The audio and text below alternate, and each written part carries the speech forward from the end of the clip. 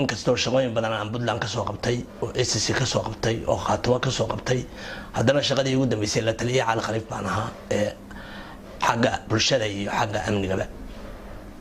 waaniga iska casilay markii uu halka aaday waan garanayay inuu dhex fadhiisanayo dad calamo yar yar oo cascas haysta Cali Khaliif ra'iisul wasaare ka gaaray Soomaaliya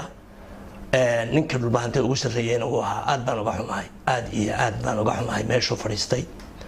isaga intaasaan ku dhaafayaa waxaan salaamayaa ciidamada geesiyaasha aan salaamayaa ee Puntland ee guusha weyn ka soo hooyay waxa jeegaanta lagu leeyahay ama waxa la leeyahay waa SN aad iyo aad baan u salaamayaa wixii ka dhintayna Ilaahay ha u naxariisto wixii dhaawacana Ilaahay ha u booga dhabo waxa weeye waxaan kaloo la hadlayaa nin baan saaka jimcaha u soo kacdo aan doonayaa inaan u jawaab ninkaas waxa la yiraahdaa Faysal baa la yiraahdaa Faysal Cali Waraab isagu waa niman xishoonayn bal Faysal hal la weydiiyay isaaqo waxa uu ka shaqayn jiray markii dawladda Soomaaliya jirtay Faysal wuxuu ka shaqayn jiray basaas buu ahaa isaaq basaasa isaga soo xirxiri jiray waxa kaloo shaqada labaad oo hayeen waxay ahayd aad iyo aad baan ugu soo dhaweynaa Faysal shaqadii uu naahayn jiray ama uu dalka u hayay ama uu dadka u hayay aad baan ugu soo dhaweynaa ee ahayd tan la garanayo afka kuma balaariyeen ama dadku uu ka xishoon lahaa laakiin isaga xishoon waay aan dhaweyto wuxuu yiri Faysal ma jirteen iyo ciidan gala isleeg waxay oran jireen dumar cawradaada iyo cuqdaada leh ay oran jireen waxa weeye annagu ciidan galana wax ka sheegi mayno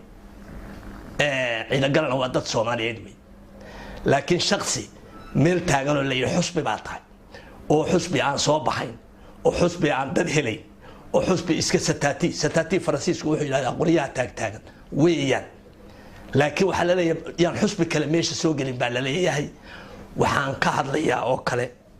dagaalkii maalinta loo itadhacay shalay dagaalkii dhacay dagaalkaas si fiican baa loogu guuleystay run baa sheegay aanu been ma sheegay waxa weeye haddana waxa uu hadhay hees yar sicid dheer wixii waa ku fooriyeenaa hadii aan leeyno fooriyar baa u hadhay waxa weeye si degdeg ah ay u baxayaan hadii aan leeyno waligeed ba booliis hal la keeno waligeed ba Hargeysa laga soo qaado waligeed ba Burca laga soo qaado waxa weeye si degdeg ah ay u baxayaan hadii aan leeyno waxa weeye dabada la iska raacinayaa waa lagu heesayaa hadii aan leeyno waxay yiraahdaan dawladda federaalkeed baa ugu soo dooshay ciidamada ay sheegayaan ma diyaaradaha la soo saara waa in aad dib uga shalaysaan hadii allayno waxa idinku dhaca Puntland baa dagaalamaysa reer Puntland baa dagaalamaya daarood kale oo dagaalamayaan ma jiro waxa weeye waxa dagaalamaya xitaa reer Sool baa dagaalka ka maqan waxaan codsanayaa in reer Sool dagaalka soo galo waxa weeye Puntland waa quwad Ilaahay sameeyay waa quwad weyn ma yeesho talow maqal markay waxa ku hadlaya ma jirteen iyo wixii madax madow baa isleeg ma yeeyan maqal talow markuu leeyahay ciidan galay leegayeen ciidan galay iyo ma jirteen baa isleeg waxa weeye dhibaxada ku dhacnayna dhibaxa ma ba ahaba dees maxaa Soomaaliya noo keenay Soomaaliya waad garanaysaan inta dawlad ka sugaysa inta hadii badikad leeyahay ma diyaarada la soo saaray ciidamada waxa weeye xajista karkaarka xajista waxa weeye tayd ku soo socotaa ka ilaa aynaba waa leeyno wadaya hadii aan leeyno ilaa Burco reer Puntland rag iyo dumar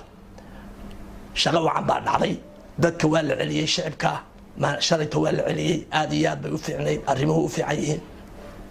waxay la tahay Puntland maanta bay dawlad tahay xitaa dawladda Cabdullaahi Yuusuf marka runta laga wada hadlo sida ay saaka tahay ma yahay saaka waa dawlad rasmi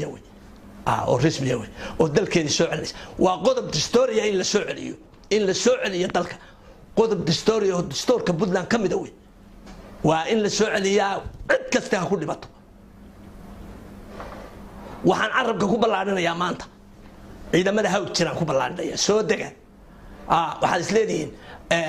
dagaalka waa laga baxayaa waxa ay qolaba ku ma aha soo dega waliba ragii reer Laascaanood iibiyay ee bixiyadu soo dega dagaalka soo gala waa iskaraneysaan ma garad waxaan la hadlayaa kuwa horgalada ah ee dhulbahante baa la hadlaya idinka joogidin oran maayo waxaan idin oran maayo socodku xaar ninka la yiraahdo ma aabihii intuu ka tagay awowgiisii saddexaad ee hebel koorana anigu la hadli maayo